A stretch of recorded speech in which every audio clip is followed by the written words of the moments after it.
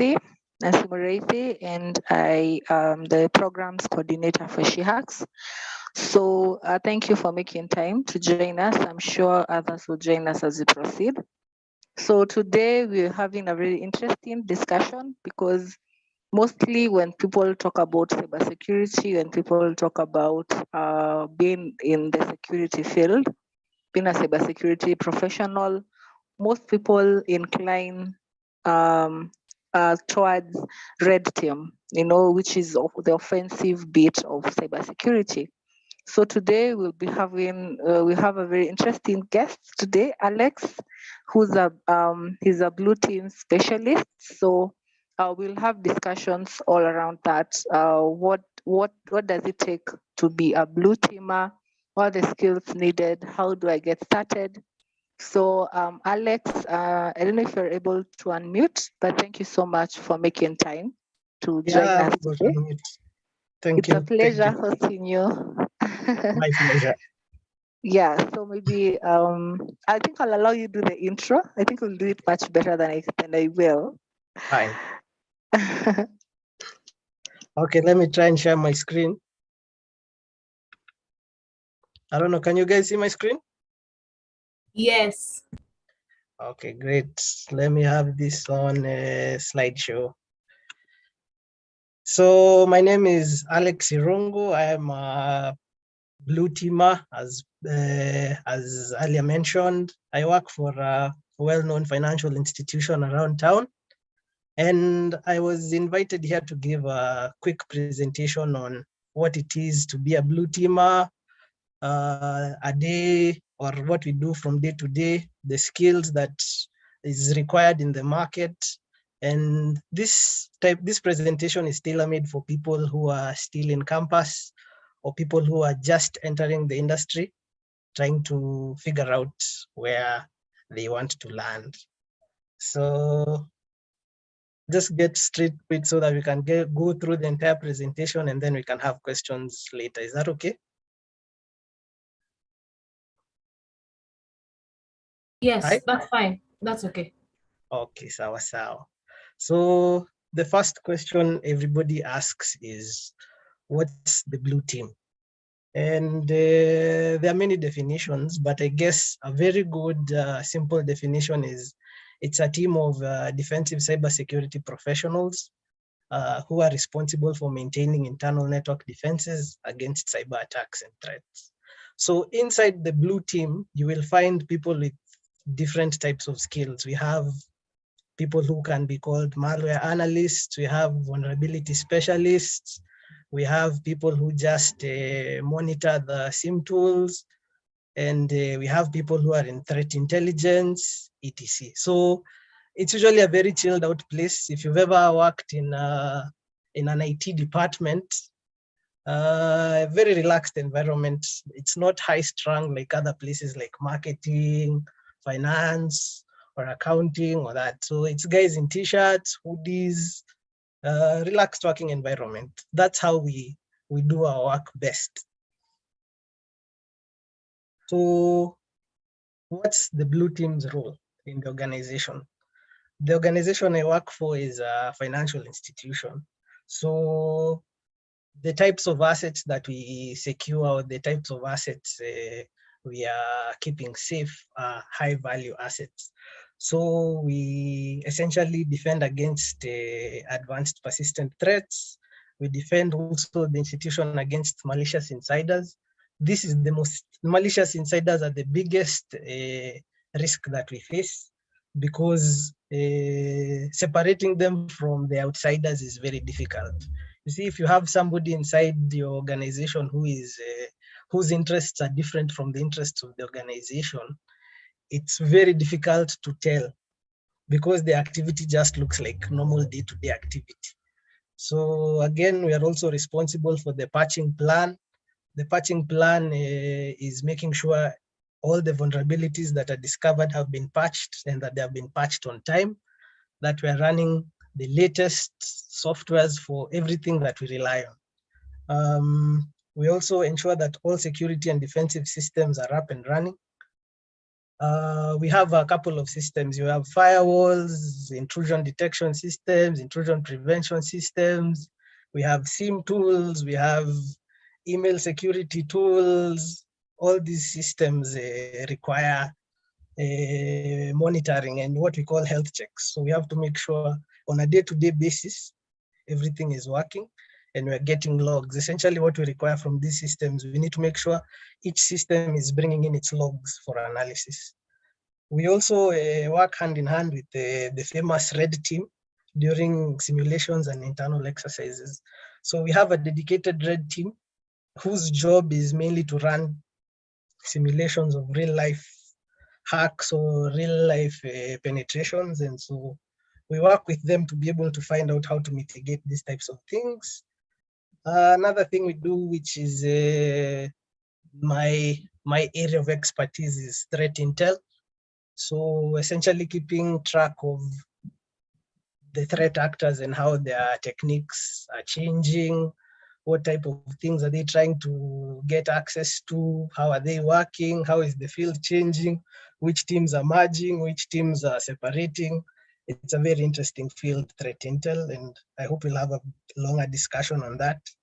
And again, number 7, which is the most important thing in the blue team, which is keeping up to date with memes. The blue team is a very high-strung, high-frequency kind of place. So it's very easy to get tired and fatigued. So just keeping the environment light by sharing memes and keeping the place friendly.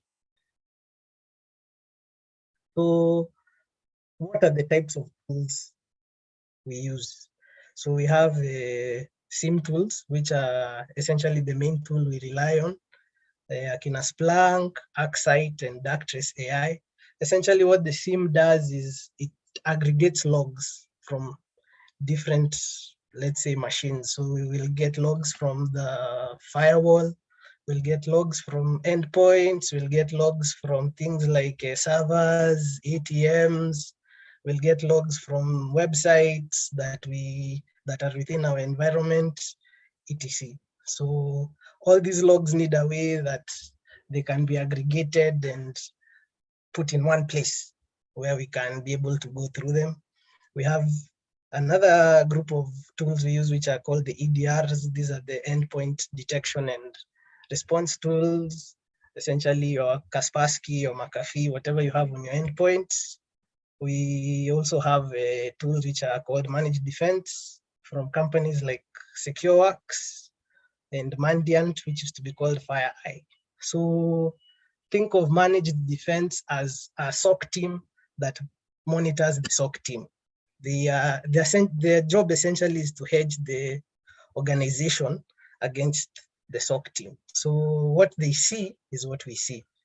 They're like a second pair of eyes who also go through our logs. Just in case we miss something, they're supposed to be able to pick it up and also alert the organization, right?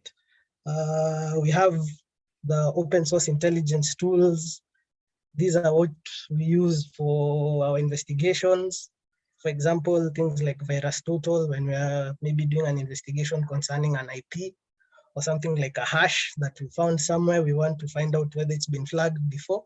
We use something like VirusTotal.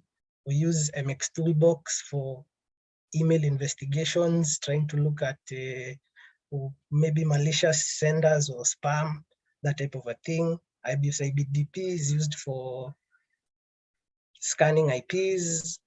Yeah, hybrid analysis for malware investigations, etc. Then we have our sources of intelligence.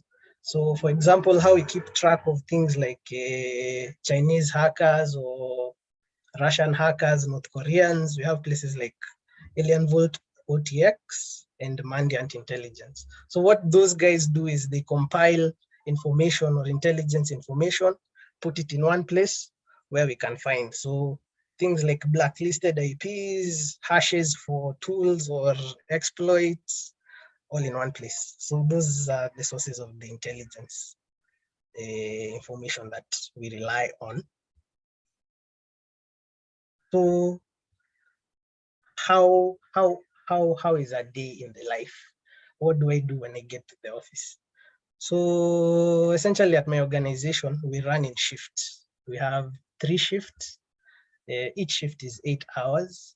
We have a shift that starts at 5 a.m. in the morning, and that shift is going to end at around 1 p.m. The second shift is going to come in at 1 p.m. and they'll work for 8 hours and they'll be done by 9 p.m. Then there's the night shift, which will take over from 9 p.m. to 5 a.m. in the morning. So there is a lot of interchange and there has to be a continuous flow of information between the people in the shifts. So when you're coming in for a shift, what is very important is to make sure you know exactly what happened in the previous shift.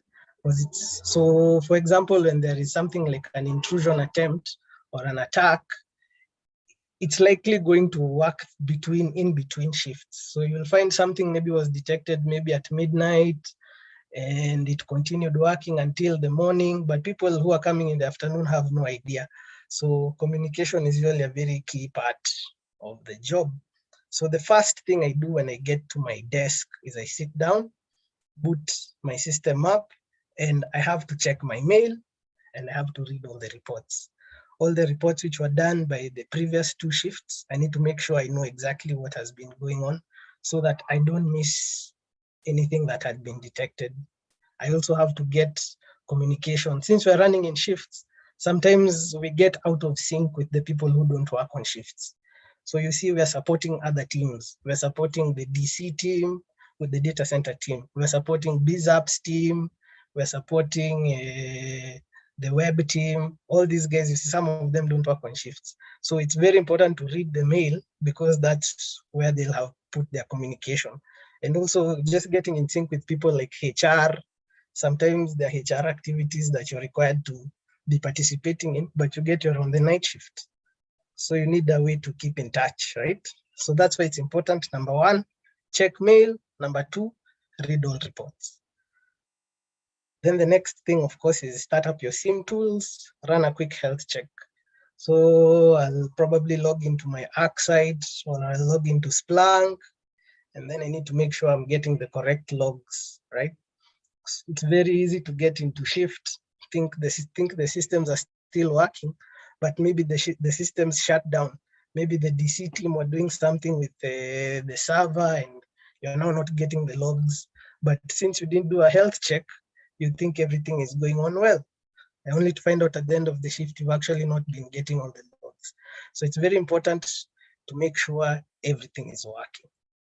The next thing I do is now I start. Once I make sure all the systems are working, all my SIM tools are logged in, I'm getting logs, my next job is to monitor and respond to security events. So they'll just pop up on your screen like a Twitter feed or something. You'll just see there's this IP trying to connect here. Is it okay?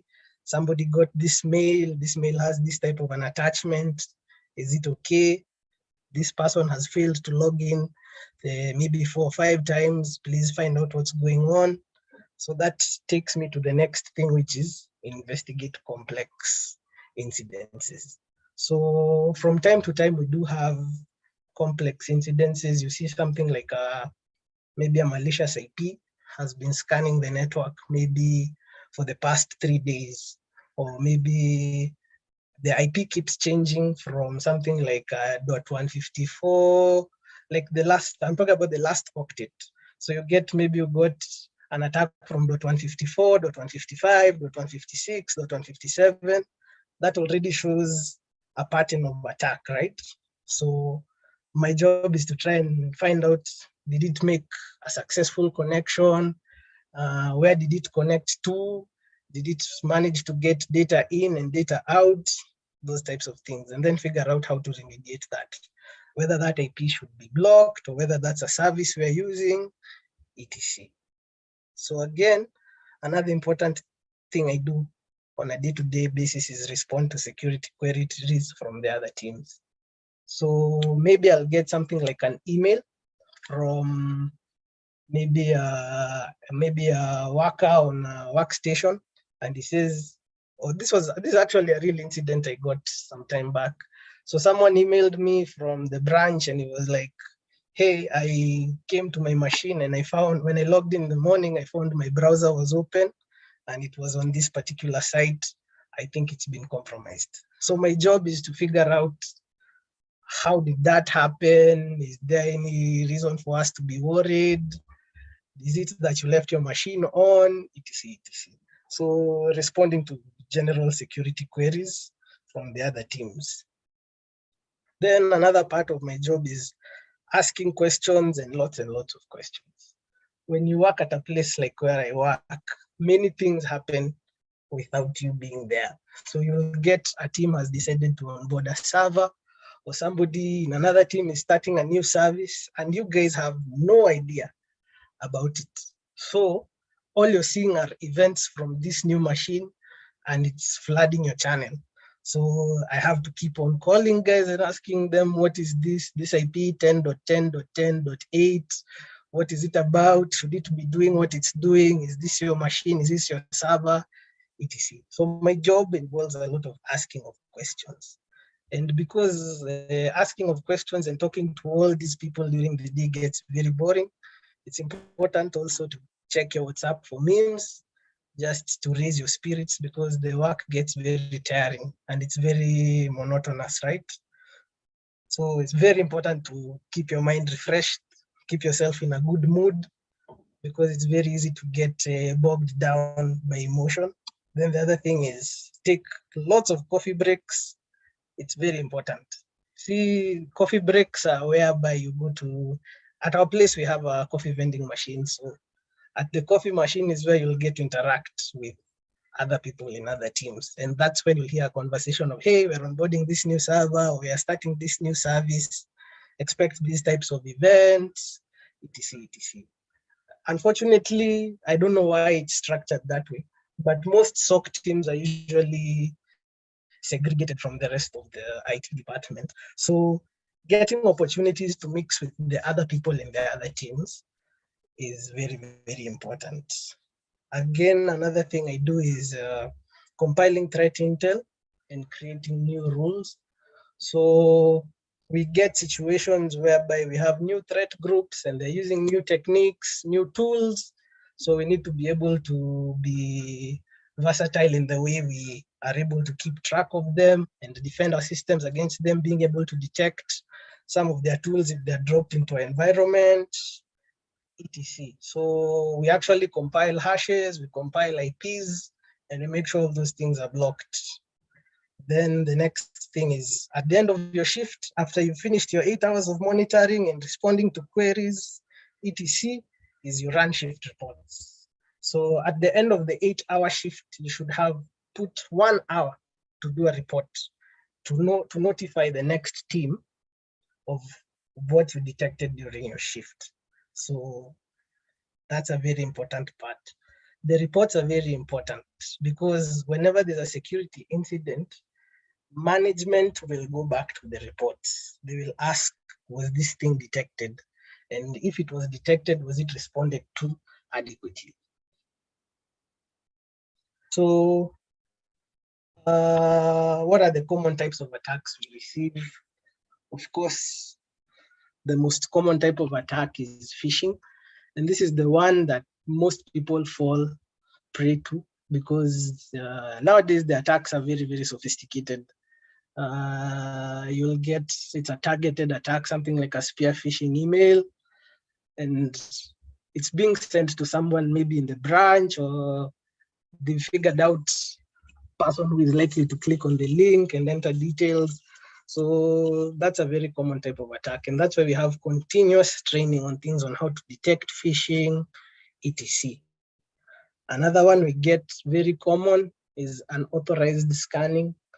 So of course, the first step of any attack is scanning. The threat actors want to find out what are the limits of your environment, what can they get access to on the public internet, etc. So we'll get loads and loads of attack from IPs in the US, in France, in the UK. So our job is to just keep on monitoring for these types of scans and blocking them. We also get web attacks since a lot of our business is carried on online. So you'll get someone who also has targeted maybe some of our web applications. We also get distributed denial of service attacks. We have things like Akina Emotet and etc. These types of botnets, which are trying to leverage off things like IP cameras, routers, etc. etc. And for the purpose of just disturbing our network stability or making sure our services are unusable or unreachable. So we also have network solutions that detect and block DDoS. We get malware attachments in emails. So you get a very legitimate looking email, and probably even the person who sent the email doesn't know the attachment has been infected, maybe by malware he had on his machine. So this is one of the big challenges we deal with. So you get maybe a client of an organization keeps sending an email and the mail keeps getting blocked, and the person who was to receive the email, of course, was expecting the email. So he calls up and he's like, why am I not getting my email? And the explanation is there is an attachment on the mail that has malware on it. So things like infected Excel files, infected PDF files, etc. Once in a while, we also get maybe things like rogue machines. A rogue machine is something like a laptop that has been implanted into our network. And so you get a malicious actor, maybe got access to the building, dropped in a machine, or dropped in something like a flash disk or a keylog or something. Yeah, that happens from time to time. And the impact can be devastating, right?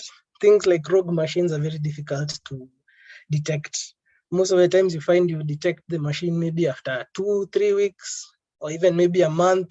So the question is now it's an issue of you having to backtrack and figure out what did this machine do, or what has it been doing on our network, and why didn't we pick it up?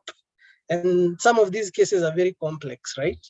If there's a malicious insider, you might get the machine keeps on changing its IP, keeps changing its name or its network designation. So it's the same machine, but you find now it's under a different IP and a different name.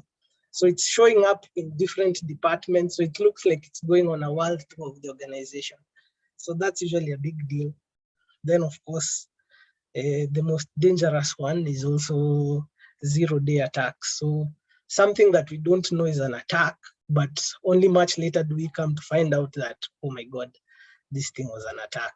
And so we've had a couple of these. So the most recent being Log4j and also the Spring Shell thing. And that's still a going on issue. So every time you find a new attack is being done in the wild, when I come and check our systems, we've been getting this type of events for like the past 2 months or 3 months. And so we go on alarm mode until we are able to satisfy the fact that we didn't get any data loss or no one was able to penetrate the system. So yeah, those are some of the common types of attacks we receive. So how does one sharpen their blue team skills?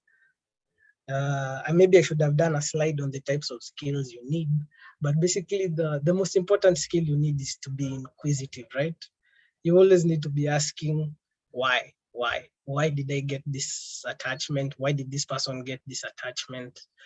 You need to have good investigative skills in terms of being able to get to the bottom of the issue. If you're getting something like an event, a security event you're not able to understand, can the system owner be able to give you conclusive information here that this is something that happens on my server and it's okay, you should whitelist it, or this is something I don't know, maybe block it. So again, you need to have good skills in vulnerability assessment, being able to find out which systems are vulnerable and why are they vulnerable. Is there anything we can do about it? Or is this a vendor issue? Should the vendor be the one to patch it, or should we be the ones to patch it? So again, your malware analysis skills, are you able to detect this is this type of malware, this is a keylogger, this is a virus, this is a Trojan, this is a all the types of malware that exist. Are you able to detect that when you get your security event and you're investigating it? So there are a couple of ways you can sharpen your skills. Of course, joining a community like this one where cybersecurity is discussed, this of course makes you different from someone who is not part of a community, right? And in fact, this one is good. This type of a community is going to accelerate your progress in the field. Join a continuous training platform. Personally, I'm a member of Let's Defend. It's the best blue team platform I've seen out there.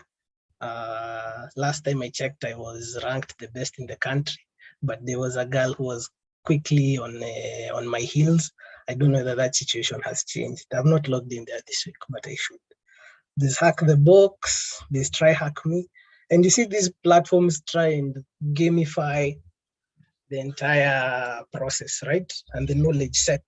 So you get maybe the capture the flag events, things like that encourage you to continue reading and progressing, right? It's very important as well to do your certifications, things like CEH, that's Certified Ethical Hacker. CTIA is the Certified Threat Intelligence Analyst.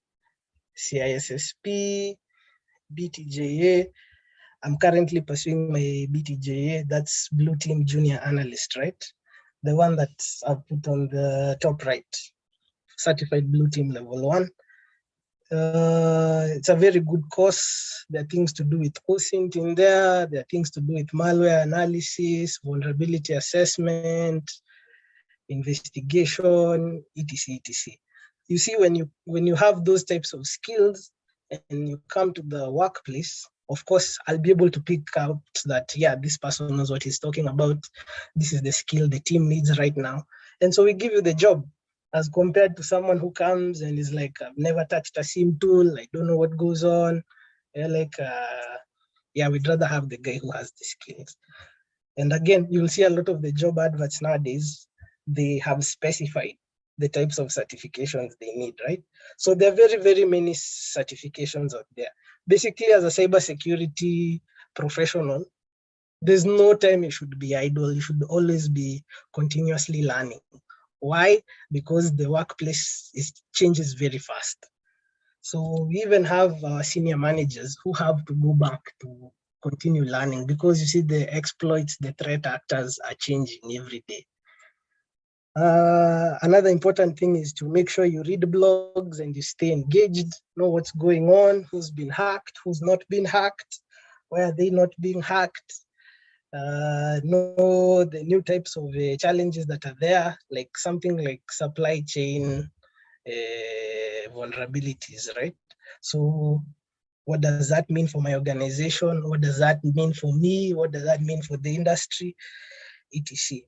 And then the last thing that will help you sharpen your skills, of course, is striving for excellence. And what I mean by strive for excellence, just make sure you do a good job when you're doing your investigations. Make sure you follow up with system owners or system leads.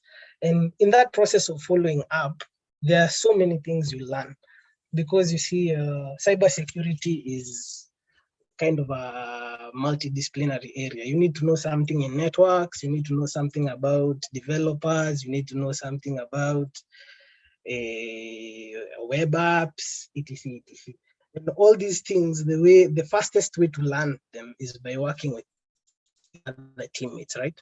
You can't go back to school to go and learn how to be a developer, but you can get a developer who's working at your organization to let you know at least what they do and how you can help them in whatever they're supposed to be doing. So striving for excellence is very, very important, right? So I put this slide because this obviously is usually the main topic of discussion when it comes to cybersecurity, right? So what happens, or how do we usually come to find out that we've been hacked, and what really goes around the hacking event? Well, the first thing that happens when we get something like a hack is maybe a mysterious event is going to appear on the SIM tool. Let's say on something like ArcSight or something like Splunk, you're going to get maybe a malware detection, or you'll get like a weird string of events. You'll get like an IP connected, it did ABCD, ABCD, ABCD. Nobody knows the username, nobody knows that IP, but everybody knows that that system that was attacked, that's the database. So what we have to do, or how we prepare for these types of events, is number one, we have to make sure we know the enemy. So knowing the enemy is a very important part of the job. We need to know how does this enemy, or where are the weak points of our systems, so that we can expect that the enemy is going to come through there. Or we need to make sure we know our systems well enough that we are like, if the enemy was to get in through the firewall, he can't go past this part. Or if he gets passed through that, he can't get into the database because you have database security. You can't get into the endpoints because you have endpoint detection. Or if he manages to penetrate the system, we'll be able to pick them, right? So it's very important to know the enemy and their patterns and their techniques and their tools. And you also need to make sure we're able to detect the enemy, right? So what I mean detect is, let's say they manage to get past the firewall and they're trying to do things like lateral movement or maybe privilege escalation within the system. We should have rules in place on our SIEM tools to be able to pick up that, hey, this is somebody who is new to the system and doesn't necessarily know what he's trying to do. So that's why you're seeing them trying to guess passwords. You're seeing them trying to pivot to another network or to another system, etc. And once we are able to detect the enemy, we also need to know what the enemy wants. And ultimately, a lot of the enemies we're dealing with want to steal our data, or they want to make our systems unusable by maybe deleting databases or editing entries inside there. Essentially, the most valuable thing we have as an organization is the data. So what we want to do is make sure we keep the data safe. And in the event we get a data leak, we want to make sure we are able to get the data back. That's also a new emerging role we have, right? So for example, we lose something like credit card data or debit card data. Of course, it's going to go somewhere up on something like a marketplace, right? So somewhere in the dark web, somewhere like Joker Stash or some of these dark web marketplaces. So we have to come up with ways we're able to make sure we can get the data back with minimizing the risk as much as possible and the exposure. So we also have to make sure we keep the data from the enemy. So we have to do a lot of encryption, we have to do a lot of backup so that we are able to deal with things like extortion. So we get attempts of extortion whereby somebody maybe got a little bit of data, wants to extort, or maybe something like a ransomware attack, somebody wants to be paid. We are like, you can keep it, we can restore our systems, etc, etc, right? And then we also have to make sure we turn in the enemy. In the event we are able to pick a serious security breach, we do proper investigations, digital forensic team guys are there, we'll try and look for artifacts. And if we can pinpoint the attack to a particular person, of course, it is our job to call the cops, make sure the person has been arrested and is behind bars. I'm sure you've seen these stories in the media. There are a couple of hackers, Kenyan hackers who are arrested in Rwanda. We had guys from JQuad who have also been turned into the cops. So very important to make sure we don't have malicious actors out there. When we have a chance to get them off the streets, that's exactly what we do. And so there are targets everywhere. And that's why blue teaming is the best skill you can have, right? This skill currently is in extremely high demand because essentially what I've written there, most targets don't know that they're a target yet and they don't know they have already probably been compromised. And this, I'm talking about government institutions, I'm talking about small and medium enterprises, even medium-sized enterprises. Guys don't know that their organizations are under constant attack, right? Because they don't even have the basic security appliances. They have no way they monitor their events or their logs. So they only respond when something has already happened. And so you find places like Akina NHIF, Akina NSSF, places where they have mountains of data. Security is very lax. So of course, as a trend into the future, you will see a lot of these organizations starting to beef up their cybersecurity. Once they realize, oh my God, something like ransomware can render us closed in 2 days or 1 day, right? So it's this blue teaming skill is very, very critical for organizations right now. And so that's why I feel it's a very lucrative place for someone who's serious in using their cyber skills in this particular area. So the basic conclusion of my presentation is Blue Team is the best place to learn and apply your cybersecurity skills. If you're in development, if you're in networks, if you're in web applications, you can always pivot towards DevOps, but for Blue Team, or networks, but for Blue Team, web apps, but for Blue Team. See, Blue Team has all these skills needed, right? Blue Team needs, the Blue Team needs all these professionals in those particular specialized areas to be able to do their work well. So I will conclude my presentation there, and I am ready to answer any questions.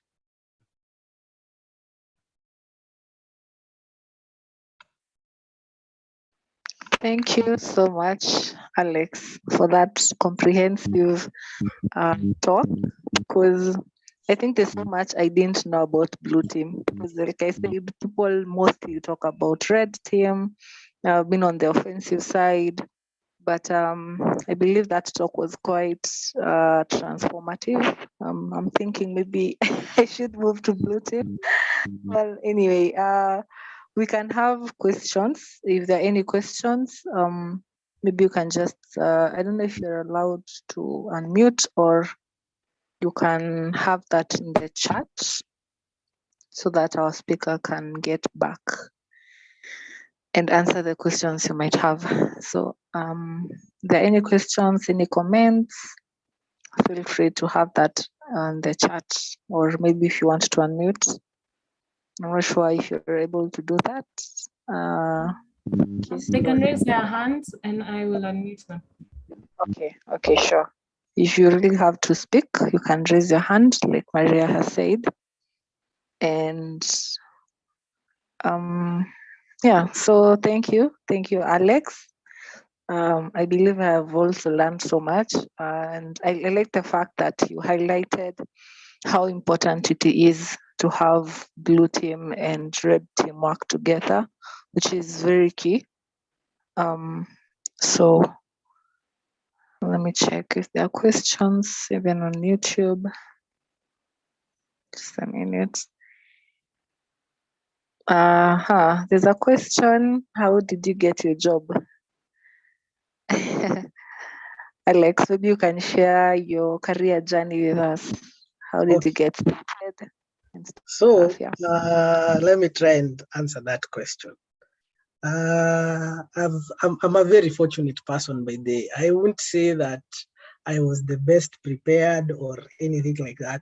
Let me say I just got very lucky. In fact, when I was applying for my job, I didn't even know there was a blue team, a red team, whatever teams that were there.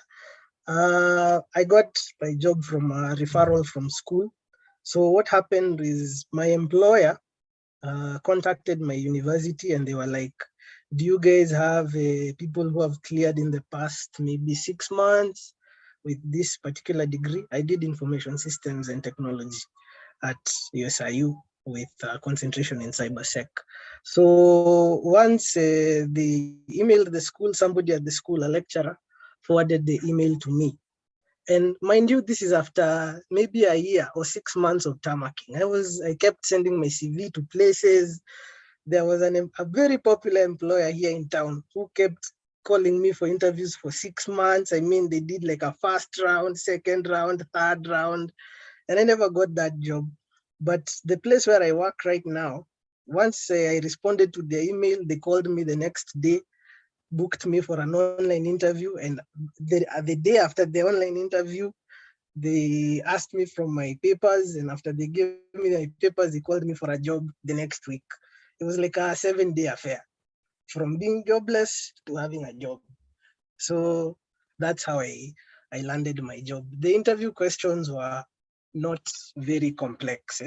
They were just things to do with your general knowledge of the industry, your general knowledge of the job you're expected to do. I remember my current boss asked me, have I ever used a SIM tool? That time I thought SIM tool is the SIM toolkit in your phone, right? I had no idea, but I gave a very convincing answer. I told her, I'm ready to learn. These things I heard of them in school, but if you get me in front of that thing 2 weeks, I know what I'm doing. So that's the story of how I got my job.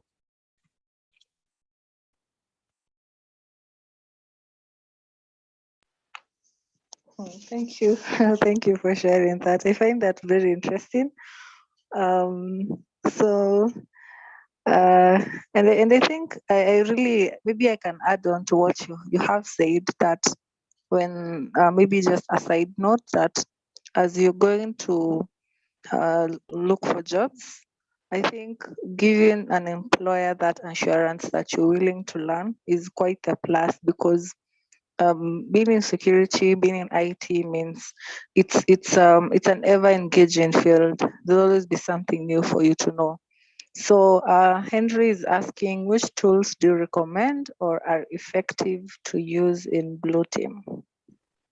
Okay, before I go to Henry's question, I'll add something on the other one for the job, right?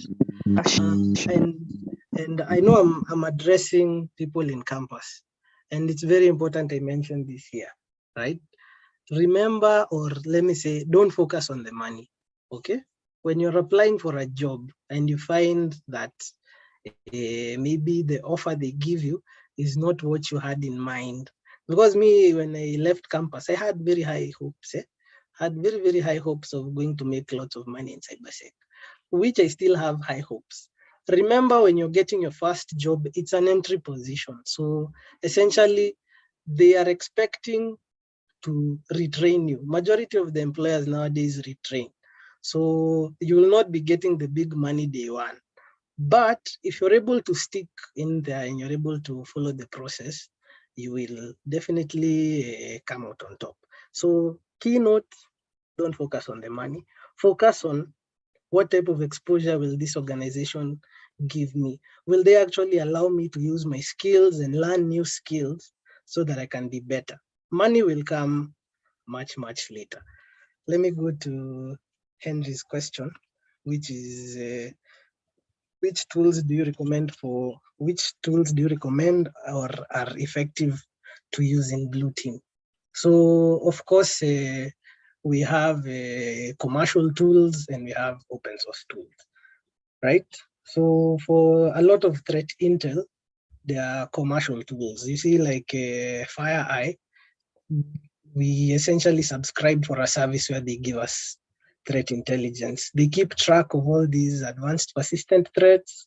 They chart them down, they map them out, and then they just give us maybe a weekly report that this is what we're observing in the wild. So keep track of these IPs, keep track of these hashes, etc.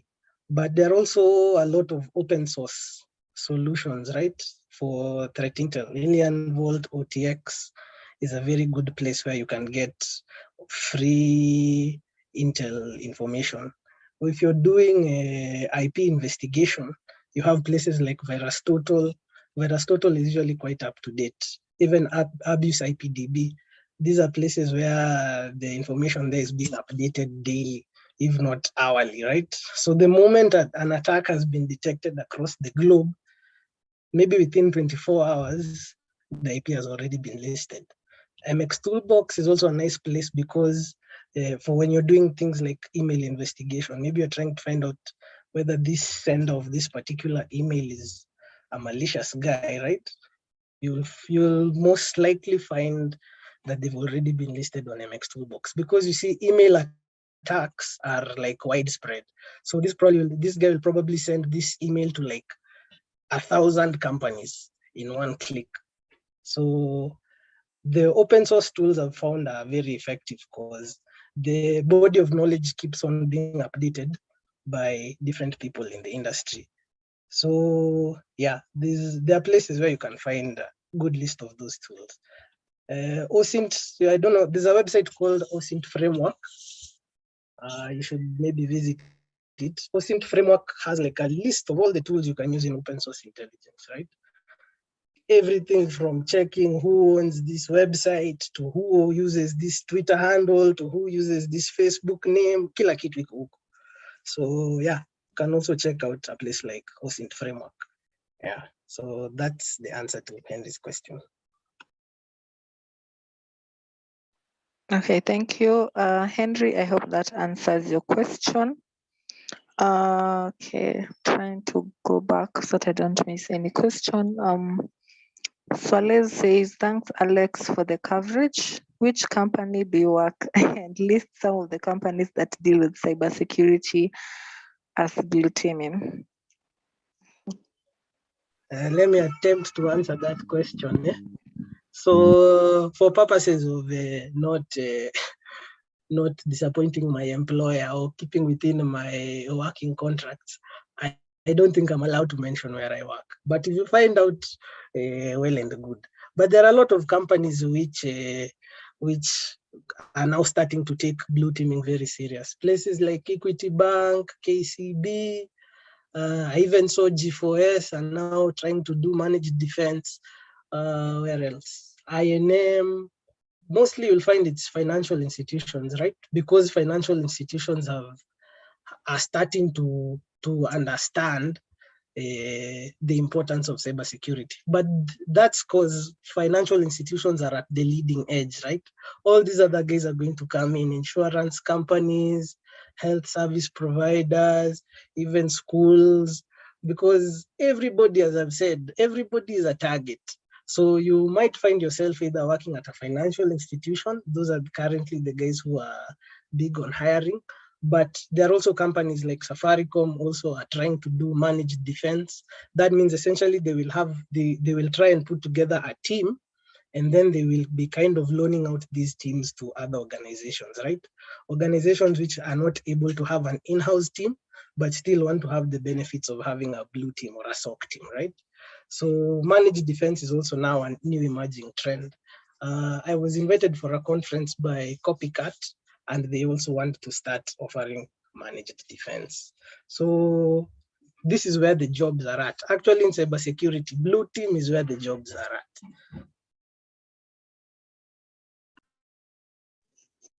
at. Thank you. Let me ask the next one. So Swalez, I hope that answers your question. So Mariam has asked, how do you convince your organization to invest in a blue team, especially government institution? Very good question. So I was invited to a conference very recently at Kempinski, and this same question was asked, right? Do government institutions actually know the risk they face, the cyber threat that they face, and are they investing enough, or how do we convince them to invest in cybersecurity and in a blue team? And I don't think we were able to come with a conclusive answer, because it's an issue of them not being able to understand just how much risk they face, right? So a place like KRA have been a victim to cyber attacks before. And you can see the type of fallout that there was. Billions of money, right? We have places like Agricultural Finance Corporation, things like NCPB, people who are dealing in things like maize, but you find the types of attacks they are getting. Maybe somebody wants to get into the database and do some alterations, but those simple alterations will cost the government billions and billions and billions. So what I guess, or how to convince them, is just by a continuous awareness campaign. Yeah, the fact that this is where you are weakest, right? Your data is what you have that is valuable, and this thing is being exploited, and you are losing money. The moment they realize that we are losing money, and I'm sure they know, it's just an issue of them getting the motivation to be able to invest properly, right? But a lot of them, again, I think probably government want to really rely on managed defense as opposed to having in-house teams, right?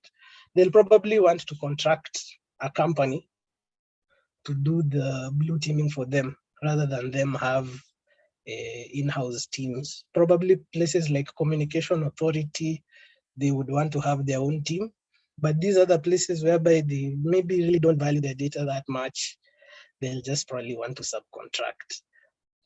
But my feeling is continuous awareness, right? People like these types of communities like the one we have, obviously we do have decision makers who attend these types of meetings, and they hear and they know. The only issue is them acting on the knowledge, right? Yeah, so I hope that answered the question.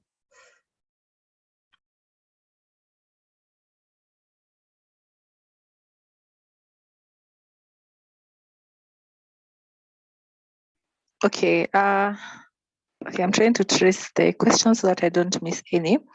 So, Mariam, I hope that answers your question. There's a comment. Awesome meet. Thank you. Hartley has said he's a junior security researcher. There's another question. How do you deal with massive false positive on your tools? Like, and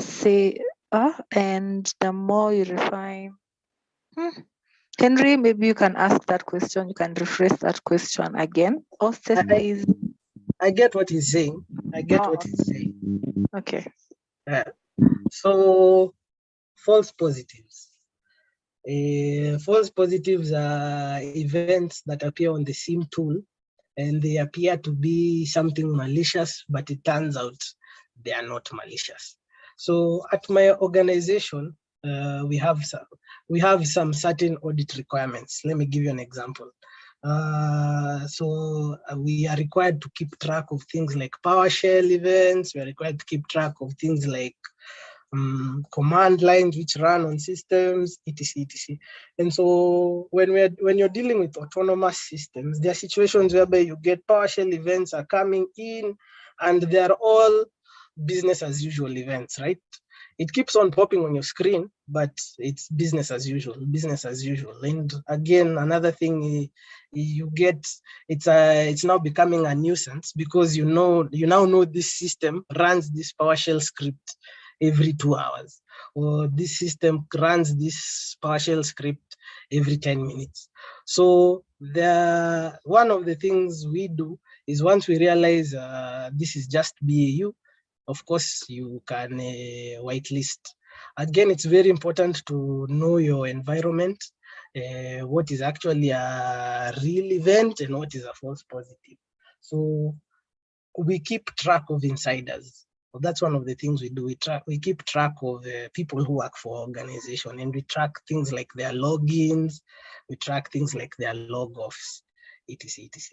So sometimes you see these types of events coming, something like, this is a guy, he sits right in the room next to you. You keep seeing him logging in at this time. I mean, you can't keep on flagging his login attempts, right? So I think basic whitelisting and knowing your environment is very important so that you can remove the noise and only focus on real events, right? Yeah, so that's the best answer I can give. Thank you. I think from the answer, I actually understood the question. So, okay. Someone is asking how they can reach you. So maybe you'll be able to share your socials. Wayne is asking which are your best learning resources for Blue Team. I think you answered that. But maybe in case you have something to add. Wayne, please join Let's Defend. Very good platform. Very, very good platform for blue teaming. Let'sdefend.io. So it's mainly focused on blue teaming. There you learn everything to do with ransomware. You learn everything to do with phishing. You learn everything to do with web attacks, and from a blue team perspective, right? And it's very hands-on. So it kind of provides you with a simulated SIM tool, and then you respond to events on it, right? And so it's a very good. Let's Defend is currently the best that I've seen. There is Blue Team something. Maybe I'll share some of those links, right? Where I'm doing the Blue Team Junior Analyst program.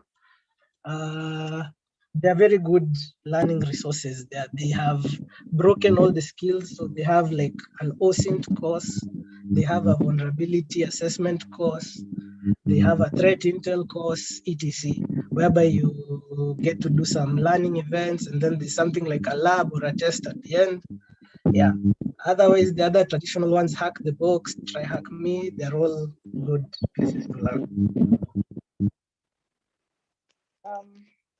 Thank you. I hope that answers your question, Wayne. Someone else has asked, okay, does having a good profile on Alien Vault count while job hunting? Of course, having a good profile anywhere counts. And you see, the most important thing is really not, or I would say, certifications are important, but hands-on skills matter even more. If I put you in front of the SIM tool, if I put you in front of a security event, can you get to the bottom of it? If I give you a malicious file, I tell you this file was sent to the branch or this file was sent to the head office, can you try and figure out the C2 IP? Can you try and figure out whether our machines actually tried to connect to the C2 IP, and did it actually, was it a successful connection? Have we actually been compromised? You see, hands-on skills are very, very, very important. And you will find a lot of these people with hands-on skills don't necessarily have the certificates or the papers to back it up, right? Even in our organization, currently we have well-talented guys, the best probably, and I can say they're the best in the industry, but they're still going back to school to try and get the certificate. So I don't know whether it's an issue of the chicken and the egg, but try and do both, right? Have hands-on skills, get the papers, and I've told you, cybersec is continuous learning, right? No one will ever know enough information. There will always be something new that you don't know, right? And since you want, or all of us want to go for the jobs where there's the money, the people who are giving the money have certain requirements. So let's try and get to get those papers. Papers are also important. Yeah. Thank you for saying that, because I think there's always this discussion around that. I have skills, I don't need papers, or I have papers, I don't need skills. I think a balance of both is very important.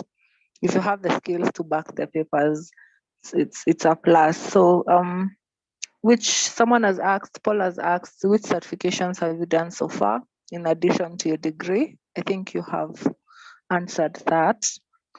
I just got the next question. How important? Wait. Okay, I'm trying to filter out questions from YouTube. I don't know if you can see that question. Yeah, I can see Derek's question, and let me try and answer it, right? Okay, sure. Let me see if I've missed any other.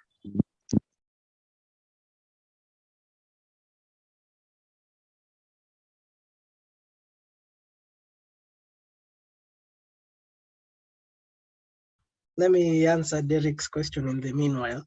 So the MITRE framework is very important. And in fact, I think they are currently releasing a new version, I think 11 point something, if I'm not wrong.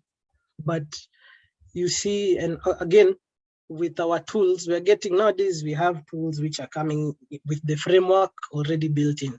So something like, we use an AI tool called Darktrace. So Darktrace has already mapped some of these things to MITRE, right?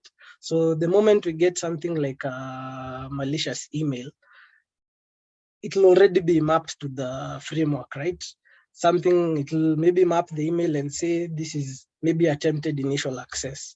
Or maybe you'll get something that will say it's spear phishing, or there's a spear phishing link that has already been detected. And in the MITRE framework, that falls under initial access. Or you will see something like password guessing. Whenever there's like a brute force event, it will map it to MITRE and it will say something like password guessing or password spraying, etc, etc. So it's very important to understand the MITRE framework, because the MITRE framework brings the kill chain into focus. So you know where this security event, where am I on the kill chain? Has the person already gotten initial access? Has the person already established a foothold? Is the person trying to do lateral movement or privilege escalation? Are they trying to extract data, etc? So very, very important to understand the MITRE framework so that you can know how to handle the particular security event that is in front of you. I hope that answers the question.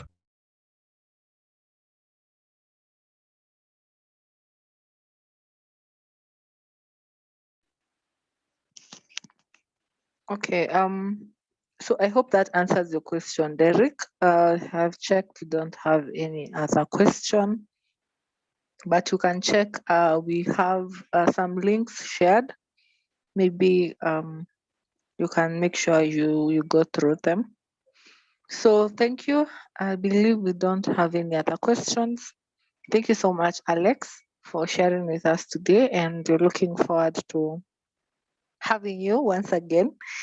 And thank you so much, everyone who attended the session as well, for making time to be here, to stay throughout the session. We appreciate that.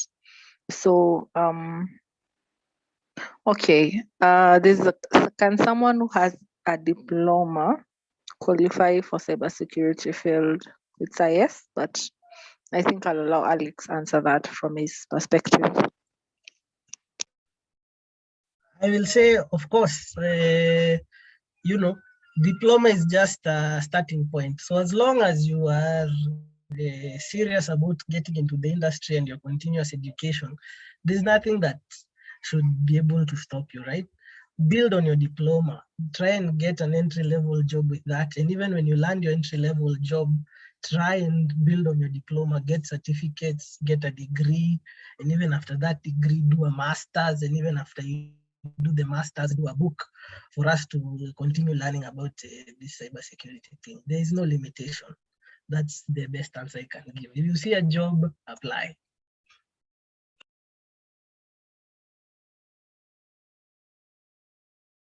Thank you for saying that. And maybe I will just add to what you have said. I have seen people who don't even have technical degrees do amazing things in cybersecurity or in any other area in tech. So just a baseline is knowing what exactly you want to focus on and have the drive for that. And yeah, don't focus so much on, you don't have a computer science degree, you don't have this, you don't have that. What matters is for you, just start and do it afraid. But cybersecurity, there's space for anyone and everyone. So Ian, yes, we'll definitely try to arrange more of such sessions. Thank you. So thank you so much, everyone. And thank you, Alex. We'll see you guys on Thursday for another amazing sizzling session. And good night. Thank you. This session is on YouTube in case you'd want to revert. Yeah. Have a lovely night.